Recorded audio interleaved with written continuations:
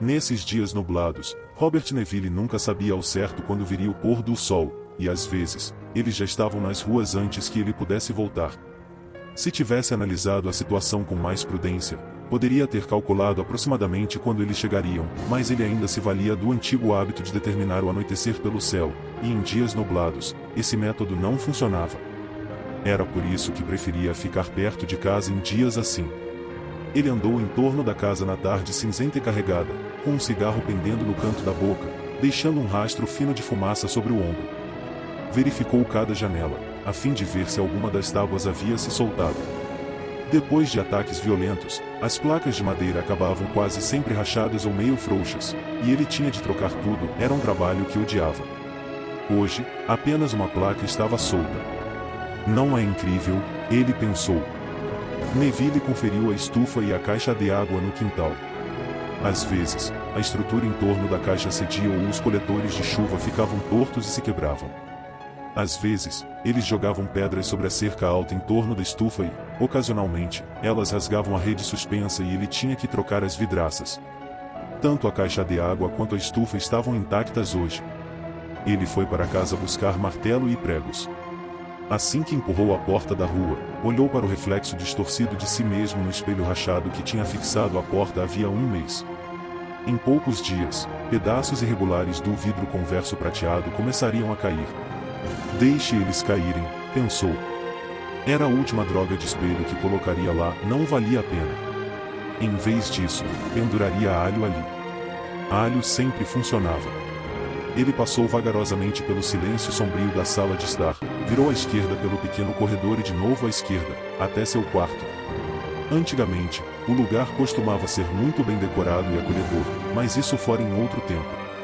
Agora, era um quarto totalmente funcional e, já que a cama e a comoda de Neville ocupavam tão pouco espaço, ele transformará um dos lados do aposento em uma oficina. Uma mesa de trabalho comprida ocupava quase uma parede inteira. Em seu tampo de madeira de lei havia uma pesada serra de fita, um torno para madeira, um esmeril e uma viseira. Acima dela, na parede, prateleiras com ferramentas aleatórias, usadas por Robert Neville. Ele pegou um martelo sobre a mesa e alguns pregos de uma de suas caixas bagunçadas. Então, saiu de novo e pregou a tábua rapidamente à veneziana. Jogou os pregos não utilizados junto à porta, no cascalho. Ficou no gramado da frente por algum tempo, olhando de cima a baixo a silenciosa extensão da rua Cimarron. Era um homem alto, com seus 36 anos, nascido em uma família anglo-germânica. Tinha feições comuns, à exceção de sua boca, longa e determinada, e do azul brilhante de seus olhos, que agora percorriam as ruínas carbonizadas das residências vizinhas à sua. Ele as havia incendiado, como forma de impedir que eles saltassem dessas casas para seu telhado. Depois de alguns minutos, deu um suspiro lento e demorado e voltou para dentro de casa. Jogou o martelo de qualquer jeito no sofá da sala, então acendeu outro cigarro e tomou seu drink do meio da manhã. Em seguida, forçou-se a ir até a cozinha para triturar os 5 dias de lixo acumulados na pia. Sabia que deveria queimar os pratos de papel e também os utensílios, espanar os móveis e lavar a pia, a banheira e o banheiro, além de trocar os lençóis de sua cama e a fronha do travesseiro, mas não queria fazer nada disso. Pois ele era apenas um homem, estava sozinho, e essas coisas não tinham importância para ele. Item era quase meio-dia. Robert Neville estava em sua estufa, colhendo um cesto cheio de alho. No começo, cheirar alho em tamanha quantidade o deixava tão nauseado que seu estômago ficava em um estado de indisposição constante. Agora, o cheiro estava em sua casa e em suas roupas, e às vezes, parecia estar até mesmo em sua carne. Ele mal se dava conta.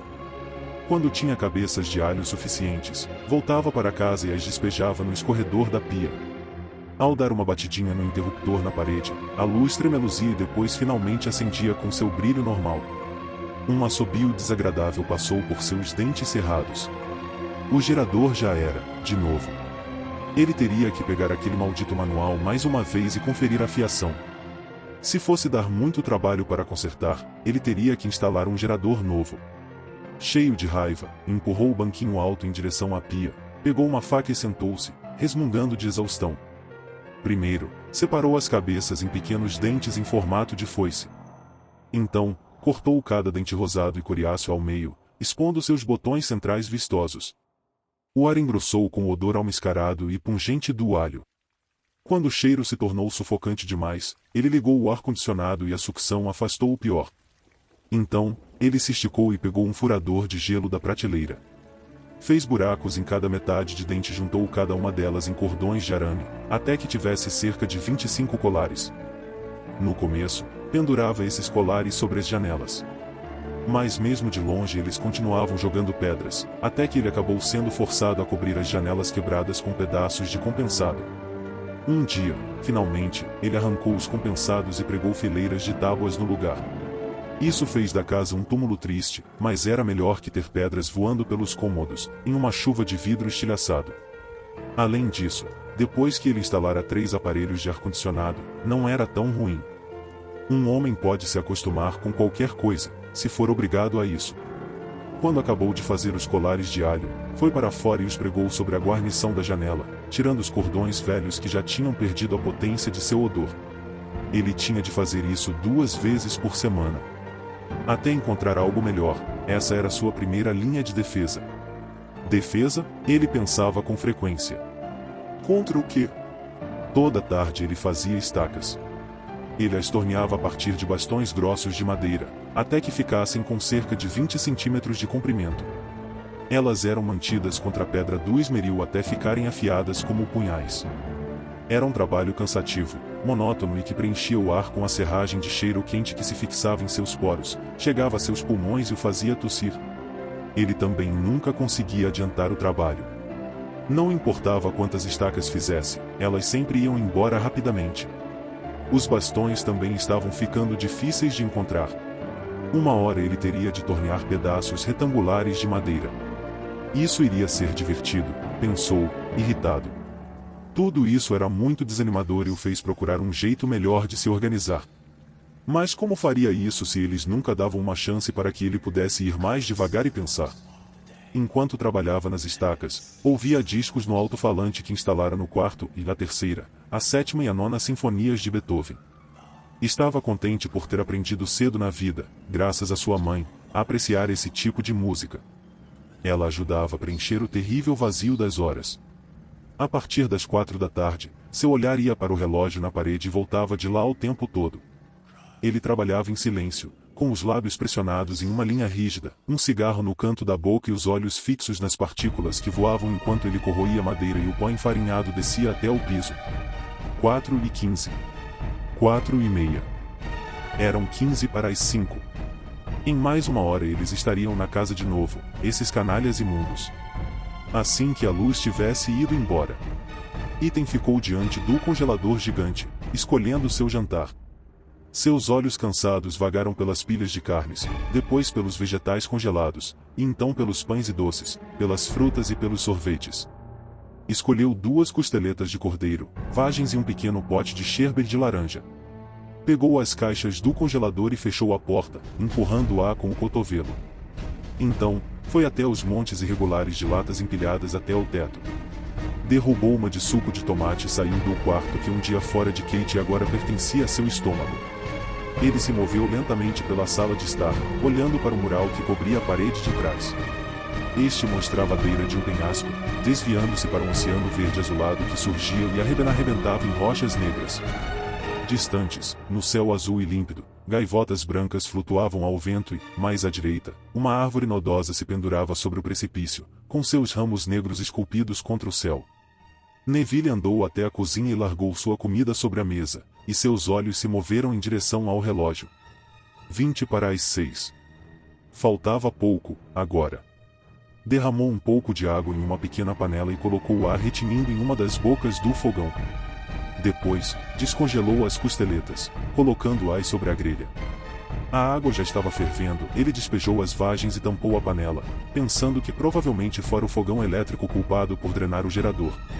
Fatiou 2 pedaços de pão na mesa e serviu-se de um copo de suco de tomate. Sentou-se e olhou para o ponteiro vermelho dos segundos, à medida que varria lentamente o mostrador do relógio. Os canalhas deveriam estar ali logo. Depois de terminar seu suco de tomate, andou até a porta da frente e saiu para a varanda. Desceu para o gramado e caminhou até a calçada. O céu escurecia, e estava ficando frio. Ele olhou para cima e para baixo da rua Cimarron, enquanto a brisa fresca despenteava seus cabelos loiros. Era isto que havia de errado com dias nublados como aquele, você nunca sabia quando eles estavam vindo. Bem, pelo menos eles são melhores do que aquelas malditas tempestades de poeira. Dando de ombros, ele voltou para o gramado e para dentro de casa, trancou e travou a porta à sua frente, deslizando a barra grossa para o devido lugar. Então, voltou para a cozinha, virou suas costeletas e desligou o fogo sob as vagens. Ele estava colocando a comida no prato quando parou de repente, movendo os olhos rapidamente para o relógio. 6h25 hoje. Ben Cortman estava gritando. Sai, Neville. Robert Neville sentou-se suspirando e começou a comer. Ele estava sentado na sala de estar, tentando ler.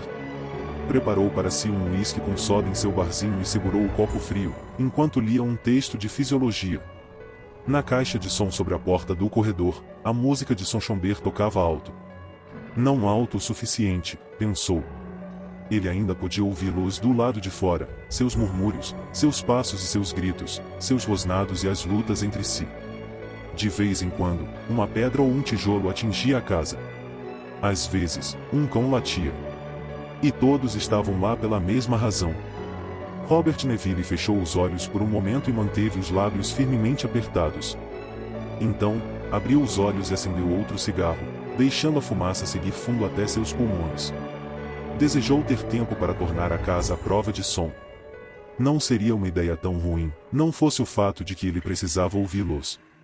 Mesmo depois de 5 meses, isso ainda lhe dava nos nervos. Nunca mais olhou para eles. No início, deixará uma fresta na janela da frente para observá-los. Mas então as mulheres o tinham visto e começado a fazer poses depravadas, a fim de seduzi-lo e atraí-lo para fora da casa. Ele não queria ver aquilo. Deixou seu livro de lado e encarou tristemente o tapete, enquanto Verklaartnack ainda tocava nas caixas de som. Sabia que podia colocar tampões nos ouvidos para cortar o som que vinha de fora, mas isso cortaria também a música, e não queria ter de reconhecer que eles o estavam forçando a viver enclausurado. Fechou os olhos mais uma vez. Eram as mulheres que tornavam isso tão difícil, pensando bem, aquelas mulheres, posando como bonecas lascivas pela noite, contando com a possibilidade de que ele as veria e enfim decidisse sair. Um arrepio passou por ele. Toda noite era a mesma coisa. Ele ficava lendo e ouvindo música. Depois começava a pensar em tornar a casa à prova de som, e depois pensava nas mulheres. Sentiu novamente aquele calor entranhado no íntimo de seu corpo, e pressionou os lábios um contra o outro, até que eles ficassem brancos. Ele conhecia bem aquela sensação e ficava com raiva por não conseguir combatê-la. Ela crescia e crescia, a ponto de ele não poder mais permanecer sentado, quieto. Então, ele se levantava e caminhava pelo piso, com os punhos fechados com força ao lado do corpo. Talvez instalasse o projetor de filmes, ou comesse alguma coisa, ou bebesse demais, ou aumentasse tanto o volume da música que o som machucaria seus ouvidos. Tinha de fazer algo quando a sensação começava a ficar ruim de verdade. Sentiu os músculos de seu abdômen se fecharem como uma espiral aterrorizante. Pegou mais uma vez o livro e tentou lê-lo, e seus lábios formavam cada palavra, lenta e dolorosamente. Mas logo depois o livro estava de novo em seu colo. Olhou para a estante à sua frente. Todo o conhecimento naqueles livros não seria capaz de conter as chamas que havia dentro dele. Todas as palavras de séculos não poderiam dar cabo do desejo mudo e estúpido em seu corpo. Esse pensamento o deixava enjoado. Era um insulto para um homem. Tudo bem, era um instinto natural, mas não havia mais lugar para isso. Eles o forçaram ao celibato, teria que viver com isso. Você tem um cérebro, não tem? Ele se perguntava. Então, use-o. Ele estendeu o braço e aumentou o volume da música, então, obrigou-se a ler uma página inteira sem pausas. Leu sobre células sanguíneas sendo forçadas contra membranas, sobre a linfa pálida levando os resíduos através de tubos bloqueados pelos gânglios linfáticos, sobre linfócitos e células fagocitosas. Para desembocar, na região do ombro esquerdo, próximo ao tórax, em uma veia larga do sistema circulatório. Fechado, o livro bateu com um ruído surdo. Por que não o deixavam em paz? Achavam que todos poderiam tê-lo? Eram tão estúpidos para pensarem assim? Por que continuavam a vir, todas as noites? Depois de 5 meses, era de imaginar que iriam desistir e tentar em outro lugar. Foi até o bar e preparou outro drink. Assim que voltou para sua poltrona, escutou pedras sendo atiradas contra o telhado, aterrissando ruidosamente no matagal ao lado da casa. Ele ouvia, sobre os ruídos, Ben Cortman gritar, como sempre gritava, Insai, Neville. Algum dia eu pego esse desgraçado, pensou, enquanto tomava um grande gole de seu drink amargo. Algum dia vou enfiar uma estaca bem no meio desse seu peito maldito. Vou fazer um pouco mais comprida para você, uma especial, decorada com fitas, seu desgraçado. Amanhã. Amanhã iria tornar a casa à prova de som. Seus dedos se dobravam em punhos, com as articulações pálidas. Não podia ficar pensando naquelas mulheres. Se não as escutasse, talvez não pensasse nelas. Amanhã. Amanhã. A música acabou e ele pegou uma pilha de vinis que estavam sobre o toca-discos, colocando-os de volta em seus envelopes. Agora, podia ouvi-los do lado de fora com ainda mais clareza. Pegou o primeiro disco novo que conseguiu alcançar, colocou na vitrola e pôs o volume no máximo. O Ano da Peste, de Roger Leigh, tomou seus ouvidos. Violinos lutavam e gemiam, tímpanos soavam como as batidas de um coração moribundo, flautas tocavam melodias estranhas e atonais. Com uma raiva ainda maior, arrancou o disco e rachou no joelho direito. Fazia tempo que ele queria quebrá-lo. Andou com as pernas rígidas até a cozinha e arremessou os pedaços do disco na caixa de lixo. Então, ficou parado na cozinha escura, com os olhos bem apertados, os dentes cerrados e as mãos tampando os ouvidos. Me deixem em paz, me deixem em paz, me deixem em paz. Não adiantava, não podia vencê-los à noite. Não adiantava nem tentar, aquela era a hora especial deles. Estava agindo com estupidez, se pensava que poderia vencê-los. Deveria assistir a um filme? Não, ele não achava que poderia montar o projetor. Deveria ir para a cama e colocar os tampões nos ouvidos.